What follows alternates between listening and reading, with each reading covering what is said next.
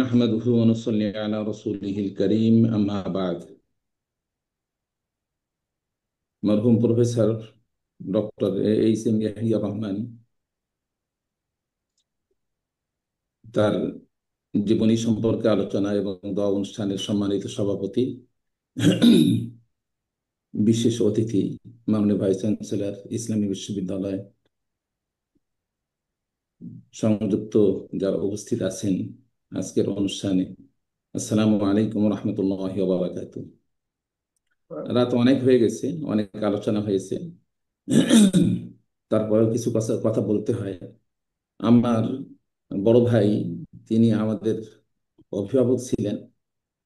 লেখাপড়া থেকে নিয়ে জীবনের প্রতিটি ক্ষেত্রে তিনি আমাদের পথ নির্দেশ দান করেছেন, দেখিয়েছেন, পথ দেখিয়েছেন।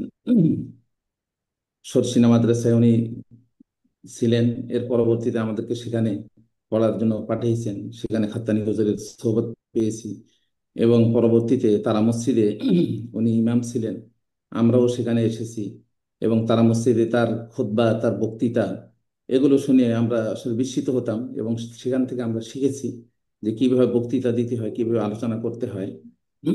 আর সেই সুবাদে খাতানি হুজুরের আহ, পরিবারের সাথে কিছু খেদমত করার সুযোগ আমরা পেয়েছি।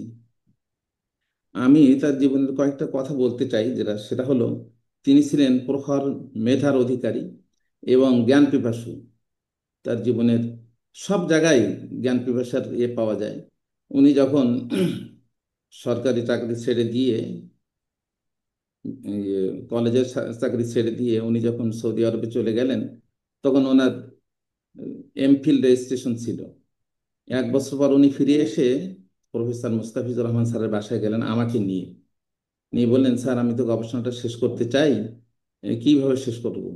তখন মুস্তাফিজুর রহমান চেয়ারম্যান, ডিপার্টমেন্টের চেয়ারম্যান, স্যার বললেন, তুমি তো এখন টাকার কুমির, তোমার গবেষণা দিয়ে কি হবে?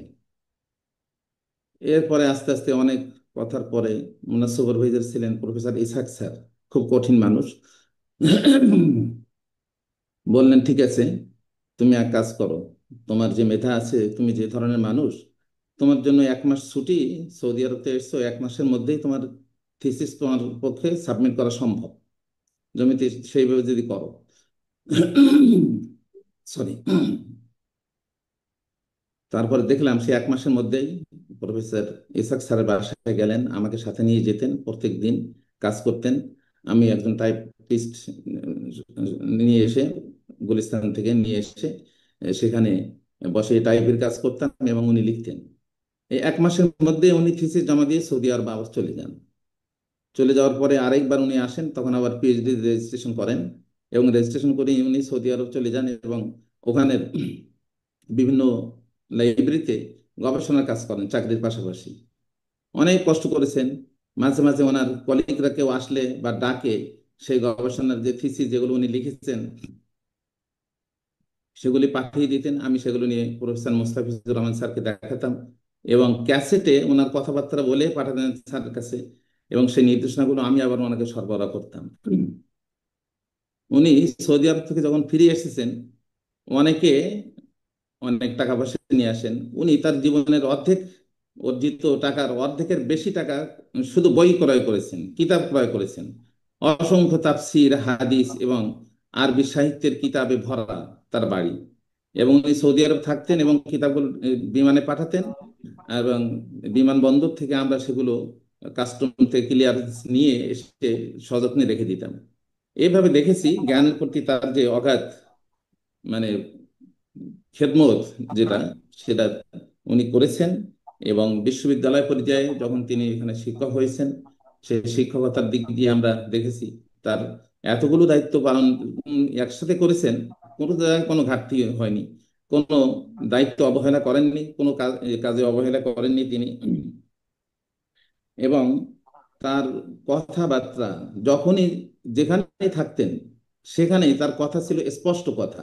বাস্তাতান ফিল ইলমি ওয়াল জিসম, যেমন তিনি শারীরিকভাবে বলিষ্ঠ ছিলেন, সেই রকম তিনি তার জ্ঞানে পারদর্শী ছিলেন এবং তার উচ্চারণে ভাষায় একদম স্পষ্ট বালিগ ছিলেন, ফসিহ ছিলেন, যে এটা একজন বক্তার জন্য সবচেয়ে বেশি প্রয়োজন।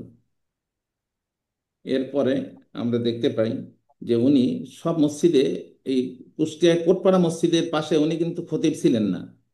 উনি নিয়মিত নির্ধারিত খতিব ছিলেন না, কিন্তু ওই মসজিদে গেলেই শুধু জুমার নামাজ নয়, জুমার নামাজে তো নিয়মিত খুতবা দিতেন এবং খতিব হিসেবে দায়িত্ব পালন করতেন। নির্ধারিত ইমাম ছিলেন, কিন্তু ওই মসজিদে যখনই যেতেন তখনই বড় ভাইকে তারা ইমাম হিসেবে সামনে পাঠিয়ে দিতেন, এবং সবাই মুগ্ধ হয়ে তার তেলাওয়াত শুনতেন, তার মোনাজাত শুনতেন, তার আলোচনা শুনতেন।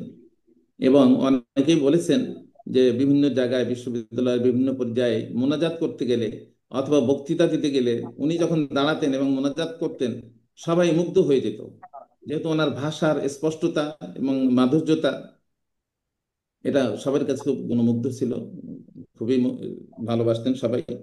আমি শেষ পর্যায়ে উনি যেদিন ইন্তেকাল করেন তার আগে, বেশ আগের থেকে ঘন ঘন আমার কাছে ফোন দিতেন, প্রায় প্রত্যেক দিন ফোন দিতেন। ফোন দিয়ে ওনার একটা কাজ হলো, বিশ্ববিদ্যালয়ের খবর বলো, বিশ্ববিদ্যালয়ের খবর কি, কোনো নতুন খবর আছে, এরকম প্রত্যেক দিন আমার কাছ থেকে উনি আপডেট নিতেন, প্রায় সময় আপডেট নিতেন। তো সর্বশেষ আমি ঢাকাতে গিয়েছিলাম একটা চিকিৎসার বিষয়ে, এবং ওনার সঙ্গে দেখা করেছি, এবং পরবর্তীতে আরেকবার দেখা করার জন্য নিয়ত করেছিলাম, কিন্তু সময় হয়ে ওঠেনি। আমি এই কুষ্টিয়ায় ফিরে আসার 4-5 দিনের মধ্যেই আল্লাহর ডাকে উনি সাড়া দিয়ে চলে গেছেন। আল্লাহর, যেহেতু সবাইকে যেতে হবে, সবাইকে যেতে হবে, কেউ থাকতে পারবে না, না যেয়ে থাকতে পারবে না, সবাইকে যেতে হবে। সুতরাং আমরা এখন ওনার জন্য দোয়া করতে হবে, এবং ওনার যে রেখে যাওয়া যে কর্মকাণ্ড যেগুলো আছে, ওনার 2 ছেলে 2 মেয়ে এবং জামাতা আছেন, এবং পরিবারের আরো যারা সদস্যরা আছে, আল্লাহ তাদেরকে ধৈর্য ধরার তৌফিক দান করুন, তাদেরকে উত্তম যাজা দিন, এবং ভালো পথে চলার এবং নেককার সন্তান হিসাবে তাদেরকে আল্লাহ কবুল করুন, এবং আল্লাহ ওনাকে মাগফিরাত দান করুন। যে সবচেয়ে বড় কাজ যেটা, সেটা হলো তার জন্য দোয়া করা, এবং আল্লাহ যেন তাকে ক্ষমা করে দেন এবং জান্নাতের উচ্চ মাকাম দান করেন। আমরা তার জন্য দোয়া করি, আমার জন্য এবং আমাদের জন্য, সবার জন্য আপনারা দোয়া করবেন। আসসালামু আলাইকুম ওয়া রাহমাতুল্লাহি ওয়া বারাকাতুহু।